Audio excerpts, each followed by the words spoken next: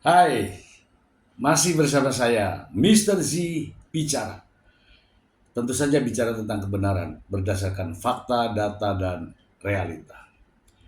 Teman-teman, eh, terkait dengan putusan dari Pengadilan Agama Jakarta Selatan yang mengatakan bahwa istri yang nuzus dan eh, istri durhaka ini membuat jagat dunia maya ramai, ya, membicarakan masalah tersebut di mana-mana, ya, berbagai media ini menjadi, ya, menurut pendapat saya, ya, sangat kontroversial.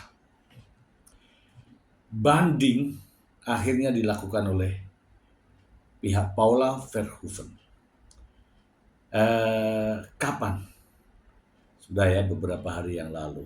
Namun anehnya, Baim Bom juga ikut banding. Bagaimana pihak Paula menyikapi hal tersebut?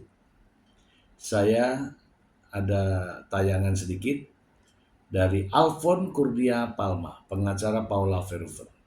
Berikut ini. Itu adalah hak. Nah, apabila para pihak menyatakan bahwa putusan yang dilihat dari pertimbangan-pertimbangan itu tidak sesuai dengan fakta-fakta dan juga berdasarkan prinsip dan hukum, makanya pihak dapat mengajukan banding. Nah, apabila yang lain atau artinya pada saat ini pihak pemohon ini menyatakan banding, ya itu ya hak dia juga gitu kan, berdasarkan peraturan perundang-undangan yang ada. Nah, kalau misalnya terkait dengan persoalan prosedural, sebenarnya kan kemarin kami telah menyatakan banding dan kemudian setelah itu dalam jangka waktu yang telah ditentukan kami akan mengajukan memori banding secara ekor. Nah, nanti kalau semisalnya pihak pemohon juga mengajukan banding, kami juga akan menunggu permohonan memori bandingnya, sehingga kami akan membuat kontra memori banding. Dan begitu sebaliknya kalau semisalnya kami juga mengajukan memori banding dan mereka juga harus membuat kontra memori banding. Yang pada prinsipnya adalah menilai, melihat apakah memang putusan yang telah dikeluarkan itu sudah sesuai dengan prinsip prosedur hukum, gitu ya. Nah, prinsip prosedur hukum ini sebenarnya banyak hal, ya. Apakah di situ terpenuhnya prinsip-prinsip dari hukum acara, terutama dalam hukum acara perdata, ya, dan kemudian juga terkait dengan substansi dari pembuktian itu sendiri. Nah, jadi itu yang kami nilai terkait dengan persoalan pengajuan banding. Itu kira-kira, Mbak. Saya untuk saat ini mode menyimak aja, ya. Ini dikatakan bahwa tujuan daripada Paula Verhoeven, ya, mulai dari Komisi Yudisial, kemudian ke Bawas MA, ini tujuannya adalah untuk berjuang, ya, berjuang memulihkan nama baiknya, nama baik Paula Verhoeven. Mari kita simak. Jadwal kami menunggu dari pihak Pengadilan Tinggi Agama, gitu ya, Jakarta. Nah, tetapi meski demikian, ya, harus dipahami bahwa walaupun persidangan itu terbuka untuk umum, tetapi yang namanya persidangan di tingkat banding itu untuk menilai apakah di situ ada keliruan dan kesalahan penerapannya nyata dari judek faksi atau hakim yang memeriksa terlebih dahulu. Yang itu tidak ada pemeriksaan seperti yang dilakukan kemarin. Nah, yang dilakukan kemarin itu adalah persidangan dalam bentuk pemeriksaan secara jawab-menjawab, gitu.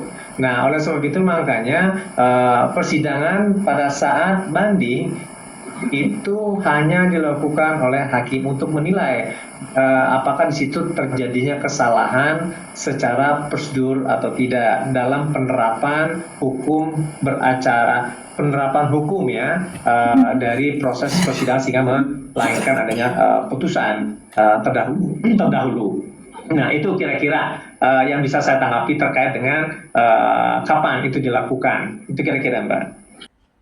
Ya, tentu saja bukan saja nama baik, tetapi juga ini secara umum untuk mendapatkan perlindungan, ya, di Indonesia ini ya terkait dengan perlindungan perempuan itu ada khusus ya, ada khusus. Negara dan pemerintah wajib memberikan perlindungan kepada kaum perempuan. Ya mungkin termasuk teman-teman semua. Jadi ini sebagai pemicu ya, sebagai pemicu agar perlindungan terhadap perempuan terus juga diupayakan oleh negara. Kita simak lagi. Hak perempuan berdasarkan pendekatan dari hak SIDO gitu ya. Hak SIDO ini adalah konvensi tentang anti diskriminasi terhadap perempuan atau anti discrimination of women gitu ya.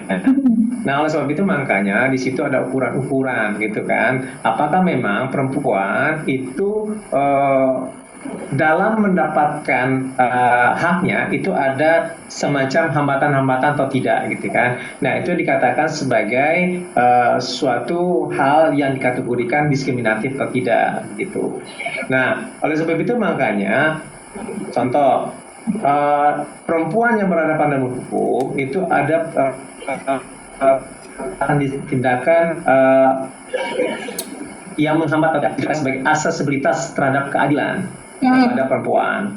Nah, oleh sebab itu makanya ukuran-ukuran itu bagaimana adanya afirmasi-afirmasi kepada perempuan gitu. Nah, karena dalam konteks ini sebenarnya kan masih terjadinya semacam patriarki gitu ya. Nah, oleh sebab itu makanya harus ada semacam afirmasi-afirmasi yang dilakukan oleh negara kepada perempuan yang pada akhirnya adalah adanya keseimbangan dalam konteks perempuan untuk mendapatkan hak-haknya, terutama dalam hal ini adalah hak terhadap keadilan. Nah, terkait dengan upaya-upaya ke beberapa kelembagaan itu untuk memastikan apakah negara pada saat ini sudah menjalankan prosedur-prosedur berdasarkan perma ya, khususnya yang perma yang berkaitan dengan perempuan yang berhadapan dengan hukum gitu.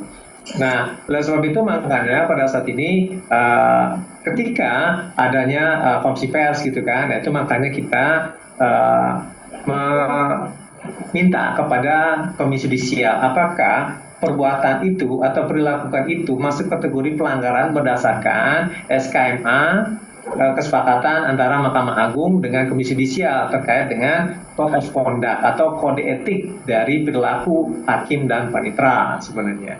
Dan begitu juga dalam tahapan pemeriksaan persidangan, apakah juga di situ terjadinya pelanggaran kode etik atau tidak. Dan begitu juga terkait dengan di Badan Pengawasan Mahkamah Agung, apakah di situ adanya suatu administratif judiciary gitu ya, pelanggaran terhadap administratif judiciary yang pada intinya kita mempertanyakan kenapa kok ada putusan yang keluar. Nah, yang menjadi pertanyaan adalah apakah ini memang dikeluarkan oleh lembaga peradilan atau pihak yang lain. Nah, kalau pihak yang lain itu motifnya apa, dan kemudian bisa diteliti apakah ini memang pengen semacam mengumbar ya dari suatu permasalahan-permasalahan baru gitu kan, sehingga ini menjadi suatu pengetahuan yang bisa membridging kepada proses selanjutnya, yaitu adalah proses banding. Karena kalau patut diduga ya bahwa ini bisa dikategorikan adanya suatu penyampaian secara tidak langsung gitu kepada hakim selanjutnya bahwa di sini ada persoalan loh gitu kan. Nah, jadi kalau misalnya di sini ada persoalan ya nantinya terkait dengan misalnya di pemahaman pada saat ini banding itu lebih bertujuan untuk terkait dengan hak asuh gitu kan, ya bisa aja itu menjadi suatu hal yang dipersoalkan gitu kan. Nah, itu menjadi suatu legitimasi. Nah, intinya pada saat ini sih kami menilai bahwa pentingnya adanya suatu keseimbangan keadilan kepada perempuan agar nantinya ketika ada perempuan yang berhadapan dengan hukum, baik itu sebagai pihak, baik itu sebagai saksi, baik itu sebagai yang lainnya gitu kan, itu dapat dipertimbangkan sesuai dengan peraturan perundang-undangan khususnya tentang perma gitu ya, terkait dengan perempuan berhadapan dengan. Nah, jadi itu sih sebenarnya harapan-harapan kami terkait dengan langkah-langkah menuju kepada lembaga-lembaga negara tersebut. Karena kami menilai bahwa persoalan ini sudah masuk pada wilayah publik yang akan kita minta kepada negara untuk bisa menyelesaikannya agar adanya keseimbangan narasi khususnya terkait dengan orang yang berhadapan dengan permasalahan hukum ini. Itu tentu saja tidak hanya digaungkan, tetapi juga harus dilaksanakan. Agar apa? Ya, undang-undang yang dirancang, komisi-komisi yang dibuat, yang dibiayai oleh negara agar berfungsi. Fungsinya untuk melindungi perempuan, untuk mencari keadilan, termasuk perempuan yang sedang menghadapi persoalan-persoalan hukum tentunya. Mari kita simak lagi. Pada saat ini sebenarnya belum ada kekuatan hukum yang tetap. Artinya status dari Pak Amin itu sebenarnya pemohon lah ya, itu sebenarnya masih sebagai suami dari termohon sebenarnya. Nah itu perlu didudukkan terlebih dahulu gitu ya. Nah kemudian yang kedua terkait dengan itu, terkait dengan permasalahan diskriminasi ya tadi disebutkan. Nah itu makanya kami melaporkan pada lembaga-lembaga negara terkait dengan apakah memang terjadinya ada dugaan terjadinya pelanggaran terhadap perempuan, khususnya diskriminasi, adanya dugaan kekerasan gitu ya. Nah itu makanya kalau misalnya pengacara sebelah mengatakan belajar gitu kan, ya mungkin kita sama-sama belajar lah ya. Apakah memang apa yang dipahami, yang diucapkan kemarin itu merupakan sesuatu yang sudah tepat atau tidak gitu. Nah kan ya dikatakan bahwa putusannya belum final, belum ingkrah, namun sudah dari tingkat 1 sudah cerai. Dan saya yakin di tingkat banding nantinya juga tetap cerai. Namun ada klausul-klausul atau ada draft putusan yang berbeda. Tapi untuk saat ini belum ingkrah ya teman-teman ya. Mari kita simak. Memang berupaya untuk bisa netralisir lah ya untuk kepentingan dari anak itu sendiri agar nanti yang begini-begini ini tidak terekspos gitu kan, itu bisa bicarakan tetapi bukan dengan cara-cara yang menyudutkan sebenarnya gitu kan, tetapi lebih berbicara tentang bagaimana sesuatu itu bisa dimaknai secara bersama-sama untuk kepentingan anak. Saya pikir ya sebagai seorang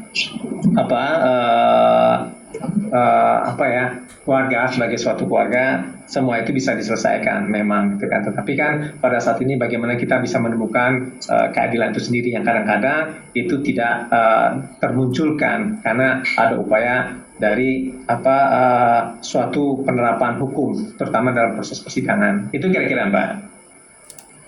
Ya seperti yang disampaikan oleh Alfon bahwa tujuan utama dari langkah-langkah Paula Verhoeven adalah untuk mencari keadilan dan juga perlindungan tentu saja ya, karena apa yang dialami Paula Verhoeven dirasakan bahwa itu tidak adil ya, tentu saja bagi wanita ya, khususnya bagi Paula Verhoeven. Mendatangkan ahli untuk memvalidasi apakah video itu valid atau tidak untuk diperlihatkan pada hakim gitu ya.